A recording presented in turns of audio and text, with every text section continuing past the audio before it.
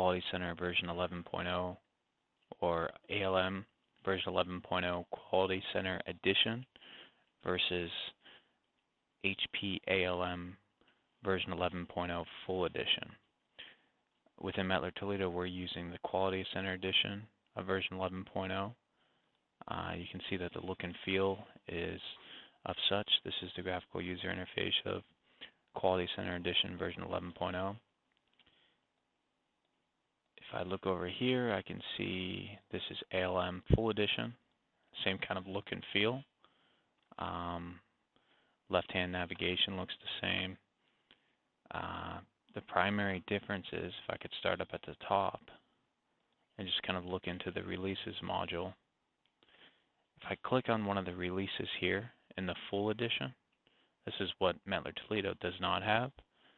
You can see that there's much more functionality around identifying the release scope in terms of being able to drill down into specific requirements, tests, test sets, defects, and also working our way across the master plan. You can see it auto-magically creates the Gantt chart, and we can drill down on specific testing cycles, which is really nice from a planning perspective. Currently, we don't have that. If I came back over here, and you can see this is what we currently have of Quality Center. Of course, HP, they limit key functionality like this, of course, to entice you to upgrade to the more advanced and probably much more expensive version over here. But this gives us the capability to build scorecards as well and to identify key performance indicators. Right here, this is just sample data that Oracle has provided to us. But we can build scorecards across different testing cycles, which would be updated in real time, KPI analysis and such. If I click on launch here, I can show you these are different. This is a milestone as an example. So for a specific enhancement project, a roll-in or a service pack, we can identify specific milestones within a testing cycle or a release, a milestone such as a scope freeze date, sign-off date, things of that nature. We can track those more easily within the tool itself. You can see here, this is the KPIs tab. What's pretty cool about Quality Center, of course, is it's going to be integrated with QuickTest Professional. So what we can do is we can create KPIs around the automated test scripts that we'll be running as well within QuickTest Professional. We're actually building out the automation framework for that right now.